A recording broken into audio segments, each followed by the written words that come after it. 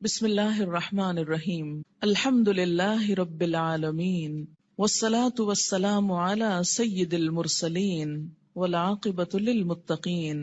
نماز اسلام کا ایک بہت اہم رکن ہے، اللہ تعالیٰ کی یاد اور اللہ تعالیٰ سے تعلق قائم کرنے کا بہت بڑا ذریعہ ہے۔ نبی اکرم صلی اللہ علیہ وسلم نے نماز کو اپنی آنکھوں کی ٹھنڈک قرار دیا۔ نماز کا وقت ہوتا تو آپ صلی اللہ علیہ وسلم حضرت بلال رضی اللہ تعالی عنہ کو ان الفاظ کے ساتھ آذان دینے کا حکم فرماتے: اقم الصلاۃ یا بلال ارحنا بہا، اے بلال ہمیں نماز سے راحت پہنچاؤ۔ ابو داؤد کی روایت ہے۔ نماز کو رسول اکرم صلی اللہ علیہ وسلم نے جنت میں جانے کی ضمانت قرار دیا۔ حضرت ربیعہ بن کعب اسلمی رضی اللہ تعالی عنہ رسول اللہ صلی اللہ علیہ وسلم کی خدمت میں حاضر رہتے اور نبی صلی اللہ علیہ وسلم کے لیے وضو کا پانی اور دوسری چیزیں لایا کرتے تھے۔ ایک مرتبہ آپ نے خوش ہو کر فرمایا: ربیعہ مانگو، کیا مانگتے ہو؟ حضرت ربیعہ رضی اللہ تعالی عنہ نے عرض کیا: یا رسول اللہ صلی اللہ علیہ وسلم، جنت میں آپ کا ساتھ چاہتا ہوں۔ آپ نے فرمایا: تو پھر سجدوں کی کثرت سے میری مدد کرو۔ یہ صحیح مسلم کی روایت ہے۔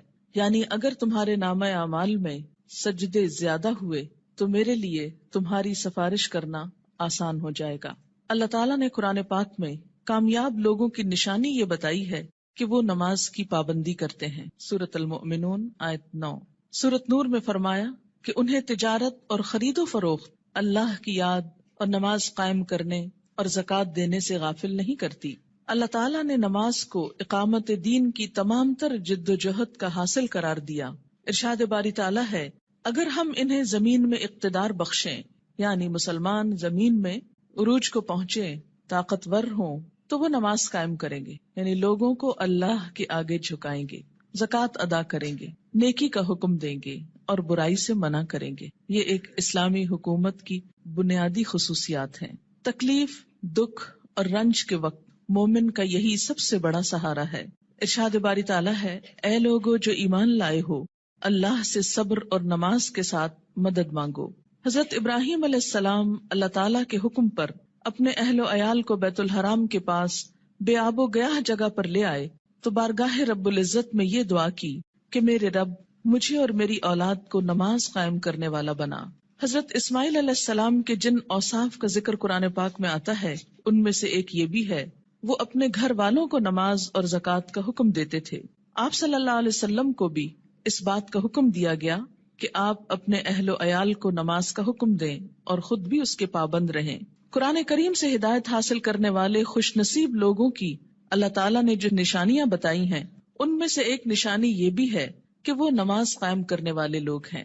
ذالک الکتاب لا ریب فیہ ھدی للمتقین الذین یؤمنون بالغیب ویقیمون الصلاۃ۔ نماز میں غفلت، کاہلی اور سستی سے کام لینے کو اللہ تعالیٰ نے منافقین کی نشانی بتایا ہے کہ اذا قاموا الی الصلاۃ قاموا کسالی، کہ منافق جب نماز کے لیے اٹھتے ہیں تو سستی کے ساتھ اٹھتے ہیں۔ یراؤن الناس، محض لوگوں کو دکھانے کے لیے، ولا یذکرون اللہ الا قلیلا، اور اللہ کو بہت کم ہی یاد کرتے ہیں، یعنی ان کو نمازوں میں بھی خدا یاد نہیں آتا۔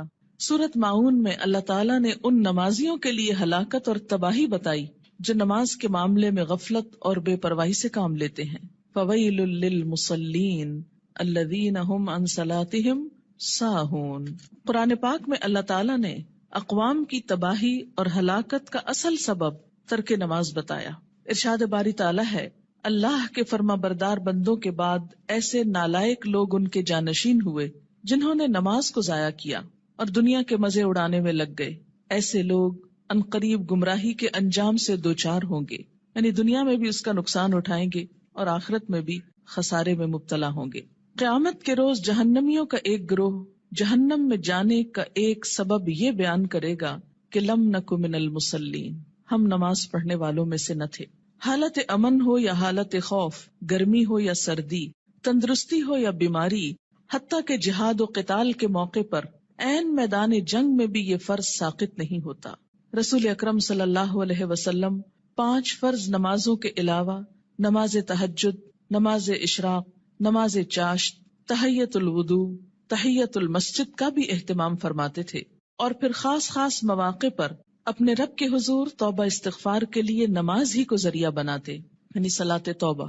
خسوف ہو یا کسوف یعنی سورج گرہن اور چاند گرہن تو مسجد تشریف لے جاتے، زلزلہ یا آندھی آتی تو مسجد تشریف لے جاتے، طوفان باد و باران ہوتا تو مسجد تشریف لے جاتے، فاقے کی نوبت آتی تو مسجد تشریف لے جاتے، کوئی پریشانی اور تکلیف ہوتی تو مسجد تشریف لے جاتے، سفر سے واپسی ہوتی تو پہلے مسجد تشریف لے جاتے پھر گھر پلٹتے، بارش نہ ہوتی تو بھی نماز ادا کرتے۔ گویا ہر غم، دکھ اور تکلیف کے موقع پر نماز۔ آج ہم میں سے بہت سے لوگ طرح طرح کے وظائف کرنے کے لیے گھنٹوں خود کو وقف کرتے ہیں، لیکن 2 رکعت نماز ان پر بہت بھاری ہوتی ہے۔ حیات طیبہ کے آخری دنوں میں بیماری کی حالت میں بھی نبی صلی اللہ علیہ وسلم کو جس چیز کی سب سے زیادہ فکر تھی وہ نماز تھی۔ وفات مبارک سے چند یوم قبل تیز بخار کی وجہ سے آپ پر غنودگی کی حالت طاری تھی۔ عشاء کے وقت آنکھ کھلی تو سب سے پہلے یہ سوال کیا، کیا لوگوں نے نماز پڑھ لی ہے؟ یعنی سب سے زیادہ جس بات کی فکر تھی وہ کیا؟ نماز۔ عرض کیا گیا نہیں، آپ ہی کا انتظار ہے۔ سرور عالم صلی اللہ علیہ وسلم نے پھر اٹھنا چاہا تو بے ہوش ہو گئے۔ جب آنکھ کھلی تو زبان مبارک سے پھر وہی الفاظ نکلے، کیا لوگوں نے نماز پڑھ لی ہے؟ عرض کیا گیا نہیں، آپ ہی کا انتظار ہے۔ تیسری مرتبہ اٹھنے کی کوشش میں پھر غشی طاری ہو گئی۔ افاقہ ہونے پر ارشاد فرمایا، ابو بکر نماز پڑھائیں۔ وفات مبارک سے چند لمحے پہلے آپ نے امت کو جو آخری وصیت فرمائی وہ یہ تھی، الصلاۃ الصلاۃ وما ملکت ایمانکم، یعنی مسلمانوں نماز نماز اور اپنے غلاموں کا ہمیشہ خیال رکھنا، یعنی ایک طرف حقوق اللہ اور دوسری طرف حقوق العباد، بندوں میں سے سب سے زیادہ محروم مخلوق غلام۔ نماز بذات خود جتنی اہم ہے، طریقہ نماز بھی اسی قدر اہم ہے۔ نماز کے بارے میں حکم صرف یہی نہیں کہ اسے ادا کرو، بلکہ حکم یہ بھی ہے کہ اس طرح ادا کرو جس طرح مجھے ادا کرتے دیکھتے رہے ہو۔ ایک حدیث مبارک میں کچھ یوں آتا ہے کہ قیامت کے روز حقوق اللہ میں سے سب سے پہلے نماز کا حساب لیا جائے گا۔ جس کی نماز درست طریقے سے پڑھی گئی ہوگی وہ کامیاب و کامران ہوگا، اور جس کی نماز بگاڑی گئی ہوگی وہ ناکام و نامراد ہوگا۔ اس سے کیا پتہ چلتا ہے کہ قیامت کے روز صرف یہی نہیں پوچھا جائے گا کہ نماز پڑھی یا نہیں، بلکہ یہ بھی دیکھا جائے گا کہ کس طریقے سے پڑھی، کیا اس میں ان تمام امور کا لحاظ رکھا گیا جن کی پابندی ضروری تھی، سنت کے مطابق تھی یا نہیں۔ اس سے یہ اندازہ لگانا مشکل نہیں کہ ادائیگی نماز کے ساتھ ادائیگی نماز کا طریقہ بھی بہت ضروری ہے۔ جو مسائل آگے بیان کیے جائیں گے وہ کسی خاص فقہی مسلک کو سامنے رکھ کر نہیں، اور نہ ہی کسی مسلک کو صحیح یا غلط ثابت کرنے کے لیے یہ مجموعہ مرتب کیا گیا ہے، بلکہ پیش نظر صحابہ کرام کا وہ طریقہ ہے جس میں ایک صحابی حضرت حذیفہ رضی اللہ تعالی عنہ نے ایک آدمی کو نماز پڑھتے دیکھا جو رکوع اور سجود پورے نہیں کر رہا تھا۔ جب وہ آدمی نماز سے فارغ ہوا تو حضرت حذیفہ رضی اللہ تعالی عنہ نے اسے بلا کر کہا، تم نے نماز نہیں پڑھی، اور اگر اسی طرح کی نماز پڑھتے پڑھتے مر گئے تو طریقہ اسلام کے خلاف مرو گے۔ یعنی اگر رکوع سجدہ صحیح طور پر ادا نہیں ہوا مکمل طور پر تو وہ نماز پھر نماز نہیں، ایک مذاق ہے نماز کا۔ ایک دوسرے صحابی حضرت عبداللہ بن عباس رضی اللہ تعالی عنہ نے ایک شخص کو نماز عید سے پہلے نفل پڑھتے دیکھا تو اسے منع کیا۔ وہ کہنے لگا، اللہ تعالیٰ مجھے نماز پڑھنے پر عذاب نہیں کرے گا۔ حضرت عبداللہ بن عباس نے فرمایا، اللہ تعالیٰ تجھے سنت رسول صلی اللہ علیہ وسلم کی مخالفت کرنے پر ضرور عذاب دے گا، کیونکہ آپ نے کبھی نماز عید سے پہلے عیدگاہ میں نفل نہیں پڑھے تھے۔ ایسے کاموں سے کیوں اتنی شدت سے روکا گیا؟ کیونکہ اس سے دین بوجھل ہو جاتا ہے۔ اگر ایک شخص ایک رو میں آ کے کرتا ہے، دوسرا اس کو دیکھ کے کل ایک پورا وہ طریقہ بن جائے گا اور لوگ اس کو اپنے لیے لازم قرار دے دیں گے اور بلا وجہ دین کو بھاری کر لیں گے۔ ایک اور صحابی حضرت عمارہ بن رویبہ رضی اللہ تعالی عنہ نے خطبہ جمعہ کے دوران حاکم وقت کو ممبر پر ہاتھ بلند کرتے دیکھا تو کہا، اللہ خراب کرے ان ہاتھوں کو، میں نے رسول اللہ صلی اللہ علیہ وسلم کو دیکھا ہے کہ اس سے زیادہ نہ کرتے تھے۔ یعنی جمعے کے خطبے کا بھی ایک خاص سٹائل ہونا چاہیے، اور اپنی انگشت شہادت سے اشارہ کیا کہ انگلی سے زیادہ آپ خطبے کے دوران ہاتھوں کو نہیں اٹھاتے تھے۔ آج آپ دیکھیے سنت کی جب مخالفت ہوتی ہے تو اس کا نتیجہ کیا نکلا ہے کہ لوگ دین سے ہی بھاگنا شروع ہو گئے، کیونکہ بتانے والوں کا انداز اور سٹائل اور بیٹھنا اور گفتگو کرنا یہ سب کچھ دین کے یا حق میں جاتا ہے یا خلاف جاتا ہے۔ سنت رسول صلی اللہ علیہ وسلم سے محبت کا یہی جذبہ ہم سب کا مذہب ہے، اور اسی جذبے کے تحت یہ احادیث پیش کی جا رہی ہیں۔ صحابہ کرام کے مذکورہ بالا طرز عمل سے یہ بھی معلوم ہوتا ہے کہ جن مسائل کو ہم فروعی، اختلافی اور غیر اہم سمجھتے ہوئے نظر انداز کر دیتے ہیں، صحابہ کرام کے نزدیک ان کی کتنی اہمیت تھی۔ حقیقت یہ ہے کہ جو شخص رسول اللہ صلی اللہ علیہ وسلم کے اس فرمان مبارک سے آگاہ ہے، من رغب عن سنتی فلیس منی، یعنی جس شخص نے میری سنت اختیار کرنے سے گریز کیا وہ مجھ سے نہیں، وہ کسی بھی سنت کو معمولی اور غیر اہم سمجھ کر نظر انداز کرنے کی جسارت نہیں کر سکتا۔ ہمارے ہاں یہ ٹرینڈ بہت عام ہو گیا ہے کہ جو تو قرآن میں لکھا ہے یا جو فرض کے درجے میں ہے وہ تو ہم کر لیں، اور سنت وہ تو معمولی چیز ہے، کوئی فرض تھوڑی ہے۔ اور ہم نے دیکھا ہے سعودی عرب میں لوگ ایسا نہیں کرتے اور فلاں ملک کے لوگ ایسا نہیں کرتے۔ تو یاد رکھیے کہ ہمارے لیے نہ سعودی عرب کے لوگ کوئی مثال ہیں اور نہ کسی اور ملک کے، ہمارے لیے تو مثال 1400 سال پیچھے جاتی ہے نبی اکرم صلی اللہ علیہ وسلم کی ذات میں۔ سب سے پہلے نماز کے لیے نیت کا درست ہونا ضروری ہے، کیونکہ نیت کے بغیر اگر کوئی شخص وہ تمام ایکشنز کرے جو نماز کے ہوتے ہیں تو اس کی نماز نہ ہوگی۔ کسی بھی عمل کے اجر و ثواب کا دار و مدار نیت پر ہے۔ حضرت عمر بن خطاب رضی اللہ تعالی عنہ کہتے ہیں، میں نے رسول اللہ صلی اللہ علیہ وسلم کو فرماتے ہوئے سنا کہ اعمال کا دار و مدار نیت پر ہے، ہر شخص کو وہی ملے گا جس کی اس نے نیت کی، لہٰذا جس نے دنیا حاصل کرنے کی نیت سے ہجرت کی اسے دنیا ہی ملے گی، جس نے کسی عورت سے نکاح کرنے کی غرض سے ہجرت کی اسے عورت ہی ملے گی، بس مہاجر کی ہجرت کا صلہ وہی ہے جس کے لیے اس نے ہجرت کی۔ یعنی ہجرت جیسا بڑا نیکی کا کام بھی زیادہ فائدہ مند نہیں اگر اللہ کے لیے نہ ہو۔ فتنہ دجال سے بھی بڑا فتنہ دکھاوے کی نماز ہے، دکھاوے کی نماز۔ عن ابی سعید رضی اللہ عنہ قال خرج علینا رسول اللہ صلی اللہ علیہ وسلم ونحن نتذاکر المسیح الدجال فقال الا اخبرکم بما هو اخوف علیکم عندی من المسیح الدجال فقلنا بلا یا رسول اللہ صلی اللہ علیہ وسلم قال الشرک الخفی ان یقوم الرجل فیصلی فیزید صلاته لما یرى من نظر رجل رواہ ابن ماجہ۔ حضرت ابو سعید رضی اللہ عنہ کہتے ہیں کہ ہم مسیح دجال کا ذکر کر رہے تھے، اتنے میں رسول اللہ صلی اللہ علیہ وسلم تشریف لائے اور فرمایا، کیا میں تمہیں دجال کے فتنے سے زیادہ خطرناک بات سے آگاہ نہ کروں؟ ہم نے عرض کیا، ضرور یا رسول اللہ صلی اللہ علیہ وسلم۔ آپ نے فرمایا، شرک خفی یعنی خفیہ شرک جس کو پروناؤنس نہ کیا جائے لیکن وہ دل میں چھپاؤ، یہ دجال سے بھی زیادہ خطرناک ہے، اور وہ یہ ہے کہ ایک آدمی نماز کے لیے کھڑا ہو اور نماز کو اس لیے لمبا کرے کہ کوئی آدمی اسے دیکھ رہا ہے، یعنی تنہائی میں نماز پڑھے تو چھوٹی سی پڑھ لے، قل هو اللہ پڑھ کے ختم کر دے، اور اگر لوگوں کے بیچ میں پڑھ رہا ہے، لوگوں کے ساتھ پڑھ رہا ہے تو صرف اس لیے لمبی کر دے کہ لوگ دیکھیں گے تو پھر ان کے نزدیک میں بہت نیک کہلاؤں گا۔ اسے شرک بھی کہا گیا، یعنی شرک خفی، اور اسے دجال کے فتنے سے زیادہ بدترین چیز قرار دیا گیا۔ اور یہ بندوں کو بھی دھوکہ دینا ہے اور اللہ کو بھی۔ منافقین کی ایک صفت ہم نے قرآن پاک میں پڑھی تھی کہ یخادعون اللہ والذین آمنوا، یعنی اپنے ساتھ والوں کو دھوکہ دینے کی بات ہے نا، کہ وہ سمجھیں گے کہ میں اتنا اچھا نمازی ہوں جبکہ ہوں نہیں، تنہائی میں پڑھوں تو کچھ اور پڑھتا ہوں۔ وما یخدعون الا انفسهم، ایسے لوگ محض اپنے آپ ہی کو دھوکہ دیتے ہیں۔ تو جیسی ہم اکیلے میں پڑھتے ہیں ویسی اگر سب کے سامنے پڑھ لیں گے تو کوئی ہم کو نہیں مارے گا، ہو سکتا ہے کوئی نوٹس بھی نہ کر رہا ہو ہم کیا کر رہے ہیں، کسی کو اتنی فرصت کہاں کہ وہ سب اپنے کام چھوڑ کے صرف یہ دیکھے کہ اس کی نماز کتنی لمبی اور چھوٹی۔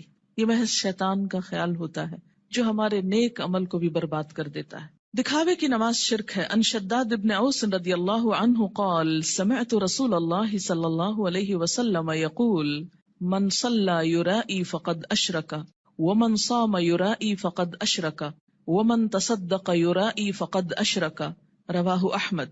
حضرت شداد بن اوس رضی اللہ عنہ کہتے ہیں، میں نے رسول اللہ صلی اللہ علیہ وسلم کو فرماتے ہوئے سنا ہے، جس نے دکھاوے کی نماز پڑھی اس نے شرک کیا، جس نے دکھاوے کا روزہ رکھا اس نے شرک کیا، جس نے دکھاوے کا صدقہ کیا اس نے شرک کیا۔ اسے احمد نے روایت کیا ہے۔ نماز کی فرضیت۔ نماز اسلام کا دوسرا اہم رکن ہے۔ ان ابن عمر رضی اللہ عنہما قال قال رسول اللہ صلی اللہ علیہ وسلم بنی الاسلام علی خمس شہادت ان لا الہ الا اللہ وأن محمدًا رسول الله وإقام الصلاة وإيتاء الزكاة والحج وصوم رمضان رواہ البخاری۔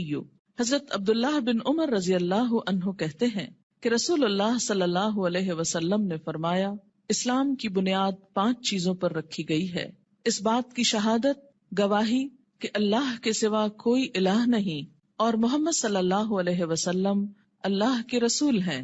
نمبر 2، نماز قائم کرنا۔ نمبر 3، زکوٰۃ ادا کرنا۔ نمبر 4، حج کرنا۔ نمبر 5، رمضان کے روزے رکھنا۔ اسے بخاری نے روایت کیا ہے۔ ہجرت سے قبل 2 رکعت اور ہجرت کے بعد 4 رکعت نماز فرض ہوئی۔ یعنی نماز کی فرضیت کیسے ہوئی؟ مکہ میں کیسے تھی؟ ہجرت سے قبل 2 فرض اور بعد میں 4 ہو گئے اور فجر 2 ہی رہی۔ عن عائشہ رضی اللہ عنہا قالت فرض اللہ الصلاۃ حین فرضها رکعتین فی الحضر والسفر فاقرت صلاۃ السفر وزید فی صلاۃ الحضر متفق علیہ۔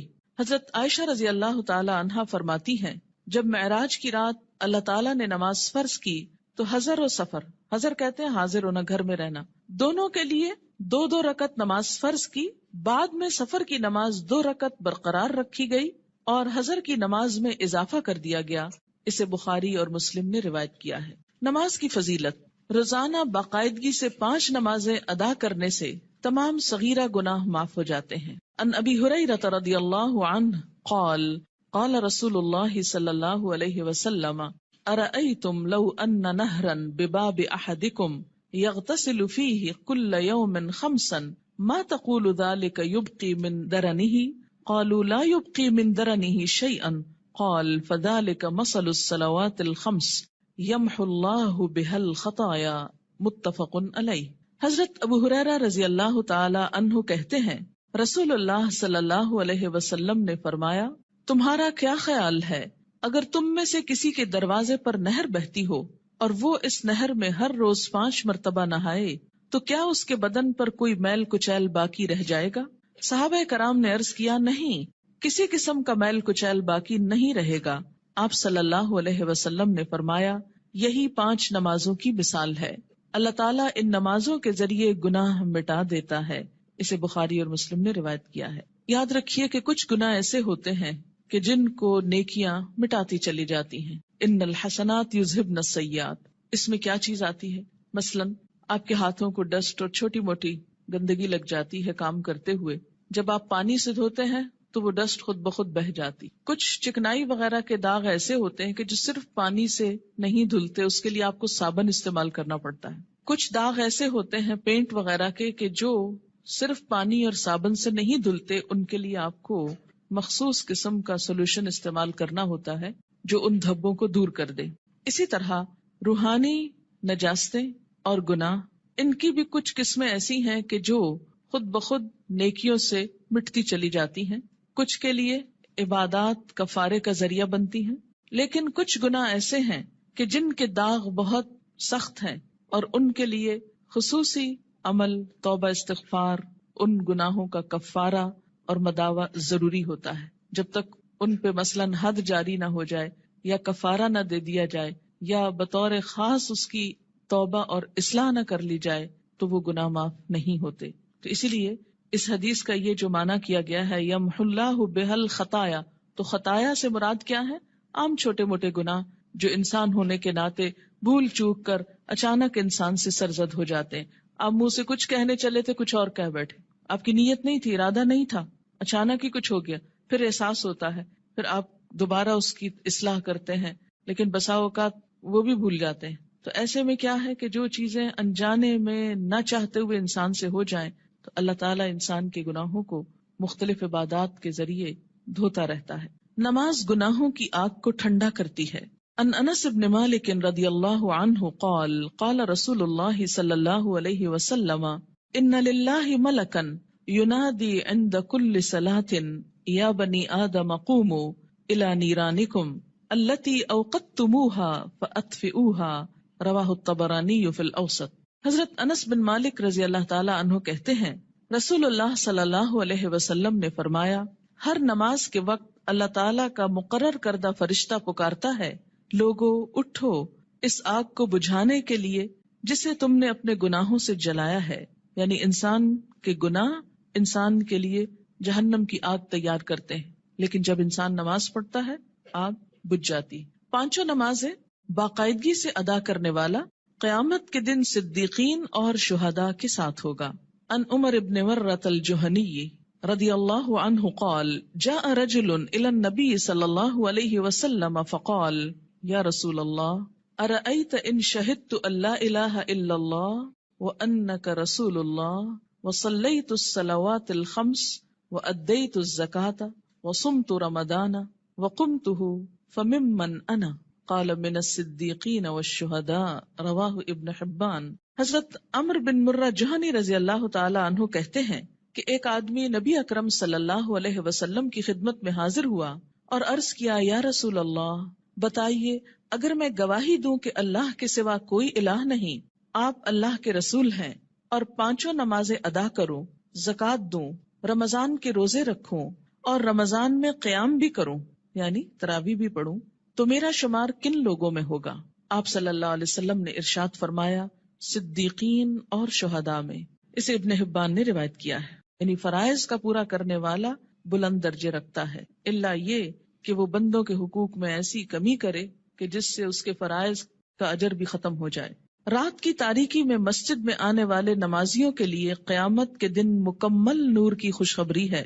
ان بریدہ رضی اللہ عنہ ان النبی صلی اللہ علیہ وسلم قال بشر المشائین فی الظلم الى المساجد بالنور التام یوم القیامہ رواہ ابو داود والترمذی۔ حضرت بریدہ رضی اللہ تعالی عنہ روایت کرتے ہیں کہ نبی اکرم صلی اللہ علیہ وسلم نے فرمایا اندھیرے میں مسجدوں کی طرف چل کر جانے والوں کو قیامت کے دن مکمل روشنی کی خوشخبری دے دو۔ یہ تو آپ سب جانتے ہیں نا کہ حشر کے میدان میں بہت اندھیرا ہوگا، لیکن کچھ لوگوں کے پاس نور ہوگا، کچھ کے پاس ہوگا پھر چھین لیا جائے گا منافقوں سے۔ اور یہ نور کون سا نور ہوگا؟ انسان کے اپنے اعمال کا، اور اس نور کو بڑھانے والی چیز نماز ہے، اور خصوصاً رات کے اندھیرے میں مسجد جانے والوں کے لیے خوشخبری ہے۔ عورتوں کے لیے گھر میں ہی یہ نماز پڑھنے کا اجر ہے، اور اگر وہ مسجد نہیں بھی جا پاتی تو انشاءاللہ پابندی سے نماز ادا کرنے کی صورت میں وہ اس اجر سے محروم نہیں رہیں گی۔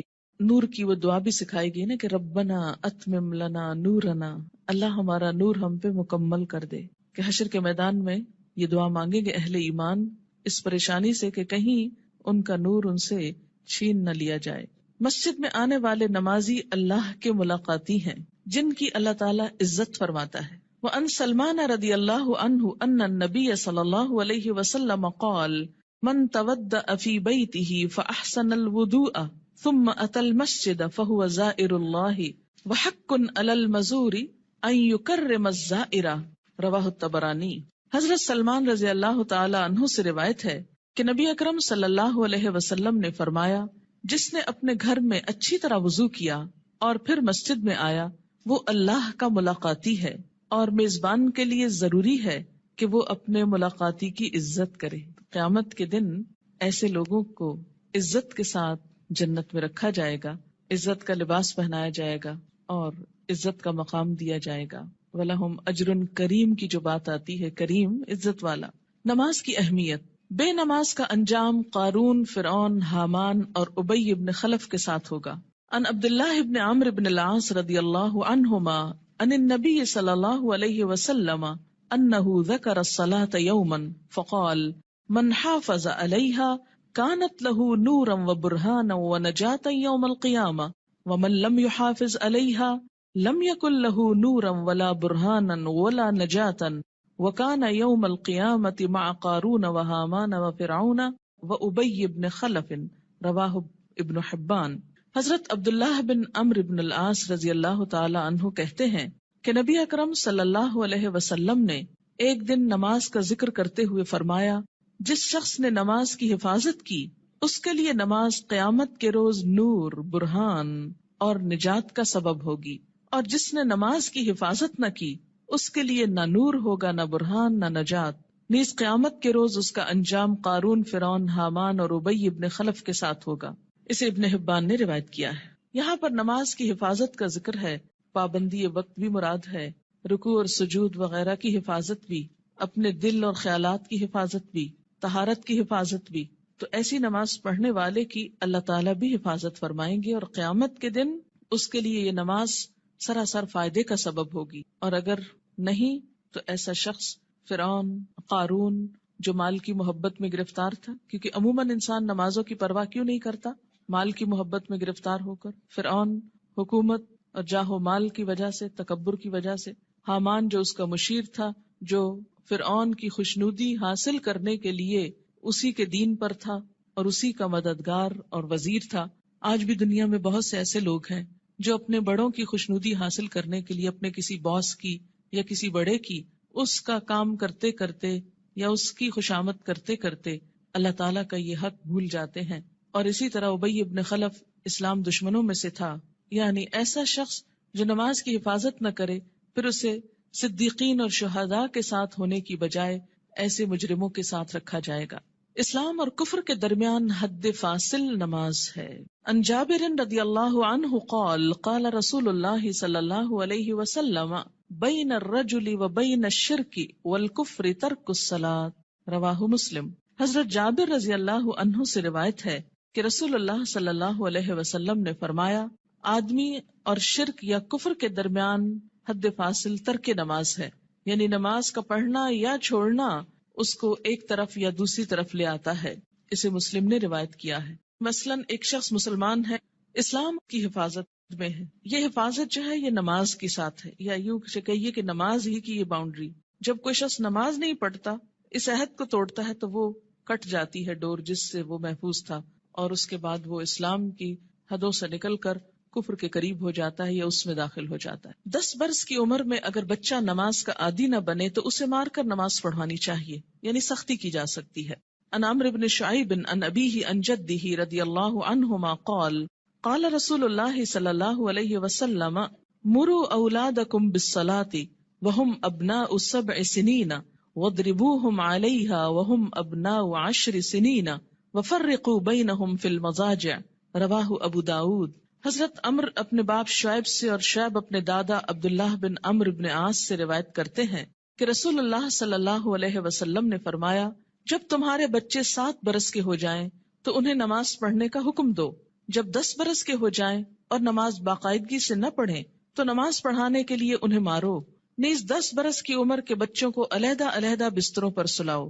اسے ابو داؤد نے روایت کیا ہے۔ 10 سال کی عمر تک بچے کی عادتیں پختہ ہو جاتی، اگر اس عمر میں والدین کچھ محنت کر لیں، تکلیف کر لیں تو باقی زندگی میں پھر آسانی ہو جائے گی، کیونکہ والدین سے پوچھا جائے گا بچوں کی تربیت کے بارے میں۔ قرآن پاک میں اللہ تعالیٰ فرماتے ہیں، یا ایھا الذین آمنوا قوا انفسکم واہلیکم نارا، اے لوگو جو ایمان لائے ہو، بچاؤ اپنے آپ کو اور اپنے اہل و عیال کو آگ سے۔ ہم سمجھتے ہیں ایمان اور آگ، ہم نے تو کلمہ پڑھ لیا، ہمیں آگ کیوں چھوئے گی؟ اللہ تعالیٰ ایمان والوں ہی سے فرما رہے ہیں کہ اپنے آپ کو اور اپنے بچوں کو، بیوی کو، گھر والوں کو، اہل و عیال کو آگ سے بچاؤ، یعنی ان کی اسلامی خطوط پر تربیت کرو تاکہ وہ اللہ کے بندے بن کر زندگی بسر کر سکیں۔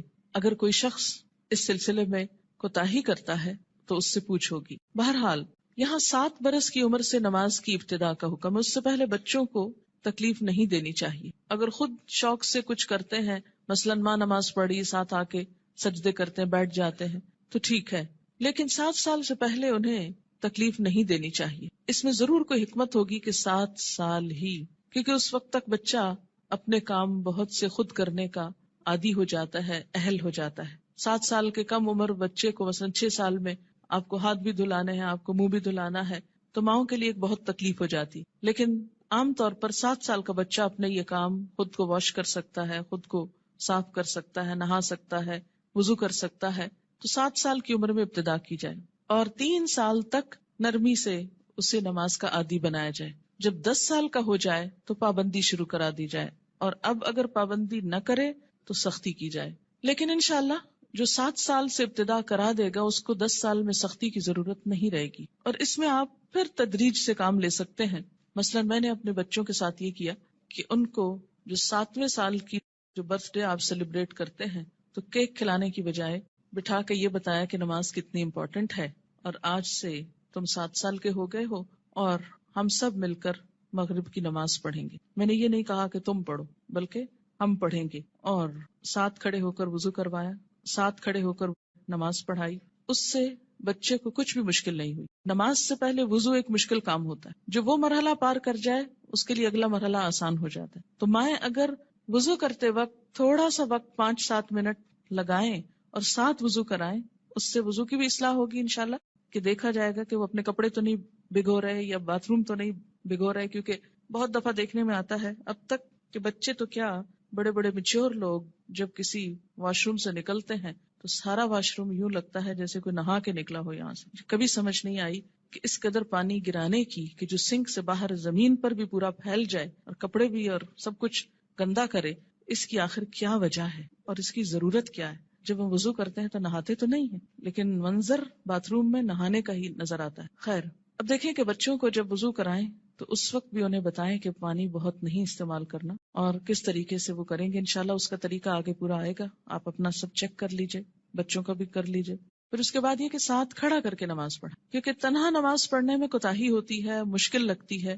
جب ساتھ ماں ہوتی ہے تو بچے کو بہت ڈھارس ہوتی اور آسانی سے نماز پڑھ لیتا ہے. 1 آدھ مہینہ آپ صرف ایک ہی نماز پڑھائیں، پھر اس کے بعد عصر کی ساتھ شروع کر لیں، پھر ظہر کی کر لیں. ظہر میں اگر صرف فرض بھی پڑھ لیں تو کافی ہے. پھر اسی طرح عشاء پر لے آئیں، پھر فجر پر. 10 سال کی عمر تک اگر وہ اپنی مرضی سے فجر اٹھ کے پڑھ لیتے ہیں تو کوئی بات نہیں، لیکن 10 سال کے بعد پھر فجر سورج نکلنے سے پہلے، اور پھر آہستہ آہستہ سنت کی رغبت بھی.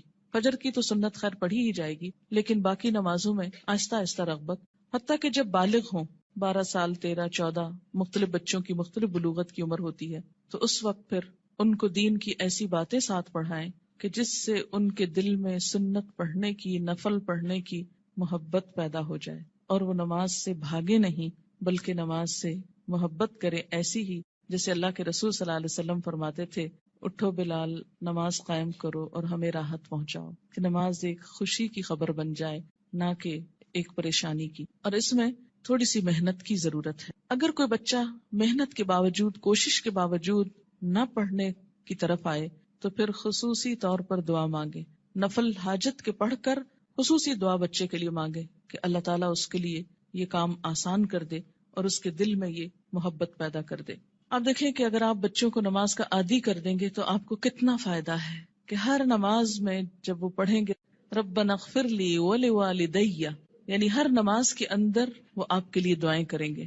ربنا اغفر لی ولوالدی، اللہ مجھ کو معاف کر دے اور میرے والدین کو کر دے. مفت کی دعائیں ملتی جائیں گی ساری زندگی. دنیا سے چلے بھی جائیں تو پیچھے سے بچے دعائیں کریں گے، ورنہ الگ سے کس کو یاد رہتا ہے کہ وہ دعا کرے. اور ایسے ہی بچے پھر ماں باپ کے لیے صدقہ جاریہ ہو جاتے ہیں. صرف نماز عصر کا فوت ہونا ایسا ہے جیسے کسی کا مال اور اہل و عیال لٹ جائے.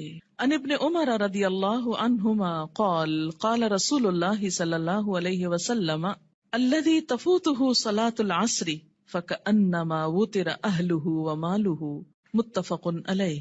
حضرت عبداللہ بن عمر سے روایت ہے، رسول اللہ صلی اللہ علیہ وسلم نے فرمایا، جس شخص کی نماز عصر فوت ہو جائے اس کی حالت اس شخص کی طرح ہے جس کا اہل و عیال اور مال و اسباب ہلاک ہو گیا ہو. صرف نماز عصر قضا کرنا ایسا ہے گویا کسی کا گھر گر جائے، بال بچے سب مر جائیں اس میں اور پورا مال بھی تباہ ہو جائے، یا گھر والوں سمیت گھر کو آگ لگ جائے اور ہر چیز راکھ ہو جائے. ایسا حادثہ اگر کہیں ہو جائے تو انسان دنوں یاد رکھتا ہے، لیکن نماز قضا کر کے کتنا دکھ اور تکلیف ہم محسوس کرتے ہیں وہ ہم سب اپنے دلوں سے پوچھ سکتے ہیں. یہ نقصان دنیا میں نظر نہیں آتا اس لیے دکھ بھی نہیں ہوتا، آخرت کے دن یہ نقصان نظر آئے گا اور تلافی کی کوئی صورت نہ ہوگی، کوئی موقع نہ ہوگا.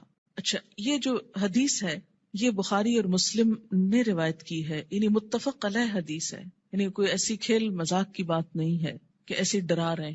نماز سے غفلت کی سزا.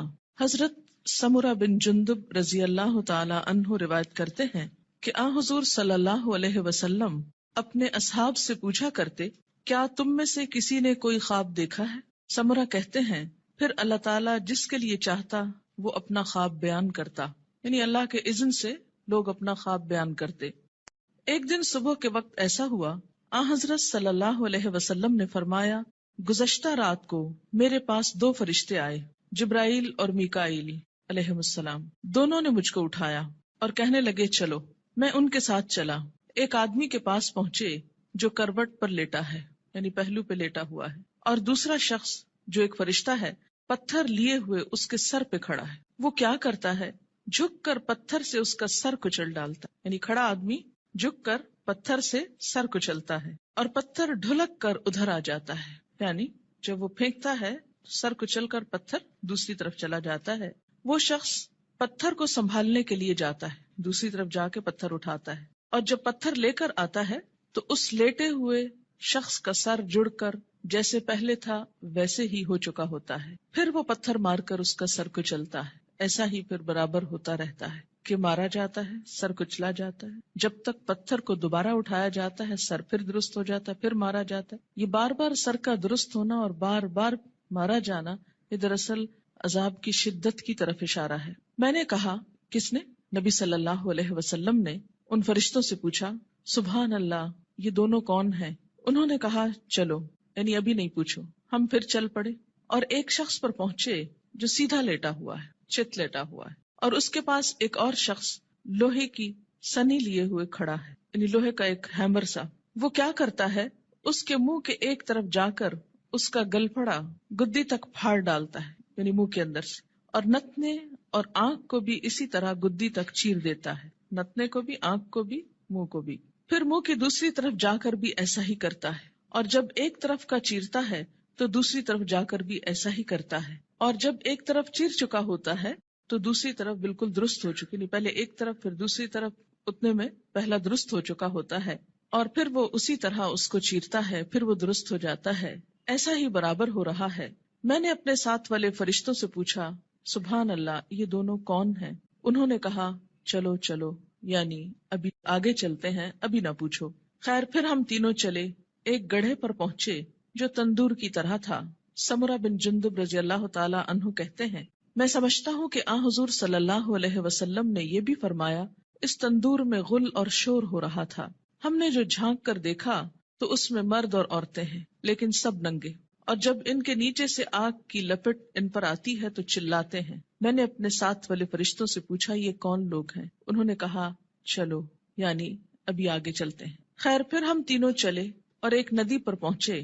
سمرہ کہتے ہیں میں سمجھتا ہوں کہ حضرت صلی اللہ علیہ وسلم نے فرمایا اس کا پانی، ندی کا پانی خون کی طرح سرخ تھا، اور ایک شخص اس ندی میں تیر رہا تھا. ندی کے کنارے ایک اور شخص کھڑا تھا جس نے اپنے سامنے بہت سے پتھر اکٹھے کر رکھے تھے. یہ شخص جو ندی میں تیر رہا تھا تیرتے تیرتے اس کنارے والے شخص کے پاس آتا اور اپنا منہ کھول دیتا. وہ اس کے منہ میں ایک پتھر دے دیتا، پھر ندی میں چل دیتا، پھر لوٹ کر آتا تو کنارے والا شخص ایک اور پتھر اس کے منہ میں دے دیتا. غرض جب وہ لوٹ کر آتا یہی ہوتا. میں نے اپنے ساتھ والے فرشتوں سے پوچھا یہ دونوں کون ہیں؟ انہوں نے کہا چلو چلو چلو چلتے ہیں. خیر پھر ہم تینوں چلتے چلتے ایک نہایت بدصورت بد شکل مرد کے پاس پہنچے، بہت ہی بدصورت جو تم نے کبھی بھی دیکھا ہو. وہ کیا کر رہا تھا؟ آگ سلگا رہا تھا اور اس کے گرد دوڑ رہا تھا. میں نے اپنے ساتھ والے فرشتوں سے پوچھا یہ کون ہے؟ انہوں نے کہا چلو چلتے ہیں. پھر ہم تینوں چلے. چلتے چلتے ایک بہت گھنے سبز باغیچے پر پہنچے. اس میں ہمہ قسم کے پھول تھے، یعنی ہر طرح کے پھول تھے. اس کے بیچوں بیچ ایک لمبے قد کا آدمی تھا، اتنا لمبا کہ مجھ کو اس کا سر دیکھنا مشکل ہو گیا، اور اس کے گرد بہت سے لڑکے جمع ہیں. اتنے لڑکے میں نے کبھی نہیں دیکھے. میں نے اپنے ساتھ والے فرشتوں سے پوچھا یہ لمبا شخص کون ہے اور یہ لڑکے کون ہیں؟ انہوں نے کہا چلو چلتے ہیں، ابھی نہ پوچھو. خیر پھر ہم تینوں چلے اور ایک بڑے باغ پر پہنچے. ایسا بڑا باغ اور عمدہ باغ میں نے کبھی نہیں دیکھا. میرے ساتھ والے فرشتوں نے مجھ سے کہا اس باغ میں ایک درخت تھا، اس پر چڑھ جا. ہم تینوں اس پہ چڑھ گئے اور جاتے جاتے ایک شہر پر پہنچے جو سونے چاندی کی اینٹوں سے بنایا گیا تھا. ہم نے اس شہر کے دروازے پر آ کر دروازے کو کھلوایا. دروازہ کھولا گیا، ہم اس کے اندر گئے. وہاں ہم کو ایسے آدمی ملے کہ ان کا آدھا دھڑ تو نہایت خوبصورت، بہت ہی خوبصورت جو کبھی تم نے دیکھا ہو، اور آدھا بدصورت. میرے ساتھ والے فرشتوں نے ان سے کہا جاؤ اس ندی میں گر پڑو، غوطہ لگاؤ. وہاں ایک اور ندی دکھائی دی جو چوڑائی میں بہ رہی تھی. اس کا پانی دودھ کی طرح سفید تھا. غرض یہ آدمی اس ندی میں کود پڑے. پھر جو لوٹ کر ہمارے پاس آئے تو ان کی بدصورتی جاتی رہی، ان کا پورا جسم خوبصورت ہو گیا۔ اب میرے ساتھ والے فرشتے کہنے لگے یہ شہر جنت العدن ہے، قرآن پاک میں آتا ہے نا جنات عدن، ہمیشہ رہنے والا باغ، ایور گرین، اور یہی تمہارا مقام ہے۔ میری آنکھ جو اوپر اٹھی تو کیا دیکھتا ہوں، ایک محل ہے سفید ابر کی طرح، یعنی بادل کی طرح۔ ان فرشتوں نے کہا یہ تمہارا گھر ہے۔ میں نے کہا اللہ تم کو برکت دے، مجھ کو چھوڑو میں اپنے گھر میں جاؤں۔ انہوں نے کہا نہیں، ابھی تم اس گھر میں نہیں جا سکتے، لیکن بعد میں تم اس میں داخل ہوگے۔ میں نے کہا اچھا خیر، اس رات کو میں نے جو عجیب عجیب باتیں دیکھی تو ان کی حقیقت بیان کرو۔ انہوں نے کہا ہاں، اب ہم تم سے ان کی حقیقت بیان کرتے ہیں۔ پہلا شخص جو تم نے دیکھا جس کا سر پتھر سے کچلا جا رہا تھا، یہ وہ شخص ہے جس نے قرآن سیکھ کر اس کو چھوڑ دیا تھا۔ فرض نماز کا وقت قضا ہو جاتا اور وہ سویا رہتا۔ یعنی ایک ہی شخص کے دو عیب تھے، نمبر ایک قرآن سیکھ کر اس کو چھوڑ دیا، یعنی پھر ویسا ہی ہو گیا جیسے اس نے کبھی اس کو پڑھا ہی نہ تھا، اور دوسرا قصور فرض نماز کا وقت قضا ہو جاتا اور وہ سویا رہتا، جیسے فجر کے وقت نہ اٹھنا خاص طور پر۔ وہ شخص جس کے گل پھڑے اور نتنے اور آنکھیں گدی تک چیر رہے تھے، وہ دنیا میں کیا کرتا تھا؟ صبح کو گھر سے نکلتے ہی ایک جھوٹی خبر تراشتا، لوگوں سے کہتا، یعنی پھر بیان کرتا، وہ خبر سارے جہان میں پھیل جاتی۔ یعنی مشغلے کے طور پر کیا اس نے کام اپنا رکھا تھا؟ جھوٹی خبر گھڑنا اور اس کو پھیلا دینا، اور وہ سارے جہان میں پھیل جاتی۔ اور ننگے مرد اور عورت جو تم نے تندور میں دیکھے، وہ زنا کرنے والے اور زنا کرنے والیاں ہیں، یعنی وہ مرد اور عورت جن کے ایکسٹرا میریٹل ریلیشنز تھے دنیا میں۔ اور وہ شخص جو ندی میں تیر رہا تھا، اس کے منہ میں پتھر دیے جاتے تھے، یہ سود خور ہے۔ اور وہ بدصورت شخص جو آگ سلگا رہا تھا اور اس کے گرد دوڑ رہا تھا، وہ دوزخ کا داروغہ ہے۔ اس کا نام کیا ہے؟ قرآن پاک میں کیا آتا ہے؟ مالک نامی۔ لمبا شخص جو باغیچے میں ملا تھا، وہ ابراہیم علیہ السلام پیغمبر ہیں۔ ان کے گرد وہ لوگ ہیں جو اسلام کی فطرت پر مرے، یعنی توحید پر۔ سمرہ کہتے ہیں بعض مسلمانوں نے آپ صلی اللہ علیہ وسلم سے عرض کیا، یا رسول اللہ صلی اللہ علیہ وسلم، اور مشرکوں کے بچے جو نابالغ مرتے ہیں وہ بھی ان میں داخل ہیں؟ آپ نے فرمایا ہاں، مشرکوں کے بچے بھی، کیونکہ ہر بچہ فطرت پر پیدا ہوتا ہے نا، جب تک اس کا شعور اپنا نہیں جاگ جاتا۔ اب رہے وہ لوگ جن کا آدھا دھڑ خوبصورت تھا، آدھا دھڑ بدصورت، یہ وہ لوگ تھے جنہوں نے دنیا میں اچھے اور برے سب طرح کے کام کیے، یعنی کچھ کام ان کے اچھے تھے اور کچھ کام ان کے برے تھے، آدھے خوبصورت آدھے بدصورت۔ جب اس طرح ان کی پہچان ہو جائے گی تو پھر ایک وقت آئے گا کہ ان کو نہلا کر درست کر دیا جائے گا، کیونکہ جنت میں رہنے والا کوئی شخص پھر ہمیشہ کے لیے بدصورت نہیں ہوگا۔ اب دیکھیں کہ دنیا میں اگر کسی کا ناک اس کی پسند کا نہ ہو، یا چہرے پہ داغ ہو، یا کچھ بھی ہو، یا اگر پاؤں خوبصورت نہ ہو، تو کس قدر شرمندگی محسوس کرتا رہتا ہے، احساس کمتری میں مبتلا ہو جاتا ہے۔ جنت میں اگر کچھ عرصہ بھی ایسا لوگوں کے بیچ میں رہنا پڑے کہ آدھا دھڑ خوبصورت ہو اور آدھا بدصورت ہو، تو کس قدر شرمندگی کی بات ہے۔ اس لیے انسان کے جتنے بھی اعمال ایسے ہوں جو بدصورت کرنے والے ہوں، اس کو ان کو چھوڑ کر خوبصورت کی طرف پلٹنے کی ضرورت ہے۔ بخاری کی یہ روایت ہے، طویل روایت، جس کا ایک حصہ فرض نماز کے بارے میں ہے۔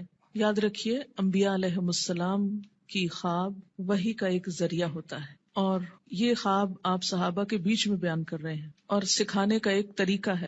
انبیاء علیہم السلام کو وحی بسا اوقات خواب میں بھی آتی۔ حضرت عائشہ رضی اللہ تعالی عنہا کا بیان ہے کہ نبی صلی اللہ علیہ وسلم پر وحی آنے کی ابتدا ہی سچے خوابوں سے ہوئی تھی۔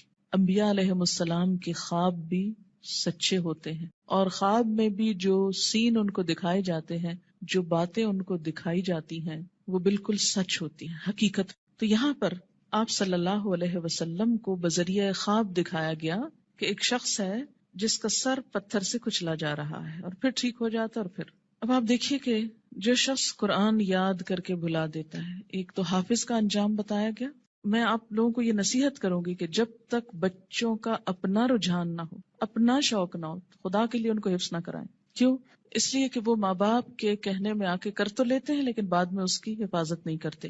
ماں باپ کیوں اتنا اصرار کرتے ہیں ان کو حفظ کرانے پر؟ ریسنٹلی مجھے کسی نے بتایا کہ وہ خود نماز نہیں پڑھتے لیکن بچوں کو حفظ کرانے کا بہت شوق رکھتے ہیں۔ میں نے کہا ایسی بھی کیا بات ہوئی؟ اس لیے کہ وہ یہ چاہتے ہیں کہ بچے ان کو بخشوا سکیں، بچے حافظ بن جائیں اور ماں باپ کی بخشش کرا سکیں۔ تو جہاں اپنی بخشش کے لیے خود تو نماز پڑھی نہ جائے لیکن بچوں کو حافظ بنا دیا جائے، تو وہ بچے بھی کتنا یاد رکھیں گے، اور باپ کو سوتے دیکھیں ساری زندگی تو وہ کتنی نماز پڑھیں گے اور کتنا قرآن پڑھیں گے، تو اللہ ہی جانتا ہے۔ اللہ تعالیٰ یخرج الحی من المیت و یخرج المیت من الحی، زندہ سے مردہ اور مردہ سے زندہ کو نکالتا ہے، بے عمل سے باعمل بچے کو پیدا کر سکتا ہے، یہ اس کی شان ہے. لیکن ہم اپنی کوششوں کو بھی دیکھیں کہ ہم کیا کر رہے ہیں. اور اس میں فرض نماز پڑھے بغیر سو جانا میں فجر کی نماز بھی ہو سکتی ہے اور عشاء بھی ہو سکتی ہے، یا پھر ظہر پڑھے بغیر سو جانا، یا پھر عصر کے لیے اٹھنا ہی نہیں، سوئے چلے جانا. نماز فجر اور عشاء کے لیے مسجد میں نہ آنا نفاق کی علامت ہے. باجماعت نماز نہ پڑھنے والے لوگوں کے گھروں کو رسول اکرم صلی اللہ علیہ وسلم نے جلانے کا ارادہ فرمایا.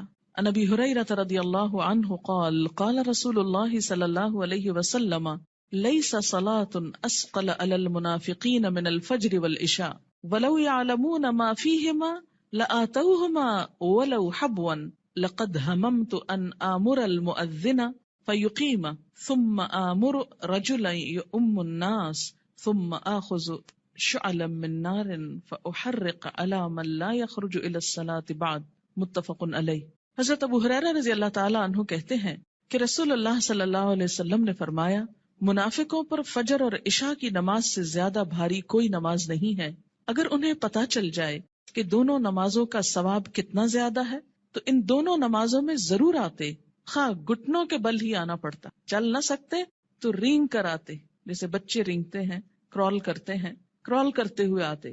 میں نے ارادہ کیا کہ مؤذن کو حکم دوں وہ اقامت کہے، پھر ایک آدمی کو حکم دوں کہ وہ لوگوں کی امامت کرائے، اور خود آگ کا ایک شعلہ لے کر ان لوگوں کے گھروں کو جلا دوں جو اس اذان اور اقامت کے بعد نماز کے لیے نہیں نکلتے. اسے بخاری اور مسلم نے روایت کیا ہے. خلاف سنت ادا کی گئی نماز قیامت کے روز ناکامی اور نامرادی کا باعث ہوگی. قیامت کے روز حقوق اللہ میں سب سے پہلے نماز کا حساب ہوگا. عن ابی ہریرہ رضی اللہ عنہ قال قال رسول اللہ صلی اللہ علیہ وسلم ان اول ما يحاسب به العبد يوم القيامة من عمله صلاته فإن صلحت فقد افلح وانجح وإن فسدت فقد خاب وخسر فإن انتقص من فريضته شيء قال الرب تبارك وتعالى انظروا هل لعبدي من تطوع فيكمل بها من انتقص من الفريضة ثم يكون سائر عمله على ذلك رواه الترمذي. حضرت ابو ہریرہ رضی اللہ تعالی عنہ کہتے ہیں رسول اللہ صلی اللہ علیہ وسلم نے ارشاد فرمایا، قیامت کے روز بندے سے سب سے پہلے جس چیز کا حساب لیا جائے گا وہ اس کی نماز ہے. اگر نماز درست ہوئی تو بندہ کامیاب و کامران ہوگا. درست ہوئی یعنی صحیح طریقے پر ہوئی، مراد سنت کے مطابق. اور اگر نماز خراب ہوئی تو ناکام و نامراد ہوگا. خراب نماز سے مراد کیا؟ پڑھی تو لیکن اس کے جو آداب تھے ان کا لحاظ نہیں رکھا.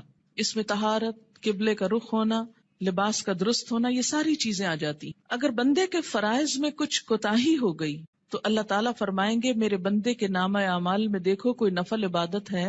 یعنی اگر فرض نماز کم ہو گئی تو کہاں سے پوری کی جائے گی؟ نفل سے. اگر فرض زکوٰۃ میں کوئی کمی ہو گئی تو نفل صدقات سے. اسی طرح باقی عبادات میں بھی. پھر اس کے تمام اعمال کا حساب اسی طرح ہوگا. پہلے فرائض کو دیکھا جائے گا، اگر کوئی کمی ہو تو نوافل سے پوری کر دی جائے گی. لیکن اگر پڑھے ہی صرف فرض ہوں اور وہ بھی صحیح طریقے پر نہ ہو، اور نوافل کی طرف تو ہماری عام طور پر توجہ ہی کم ہوتی ہے. ہم میں سے کتنے نفل روزے رکھتے ہیں، کتنے نفلی صدقہ کرتے ہیں، کتنے نفل نماز پڑھتے ہیں، کتنے نفلی حج کرتے ہیں. نفل تو ایکسٹرا کے معنوں میں ہے، لیکن چلے اگر کم بھی ہے کچھ تو اس کو صحیح طریقے پر تو ادا کیا جائے تاکہ وہ قیامت کے دن نجات کا سبب بنے.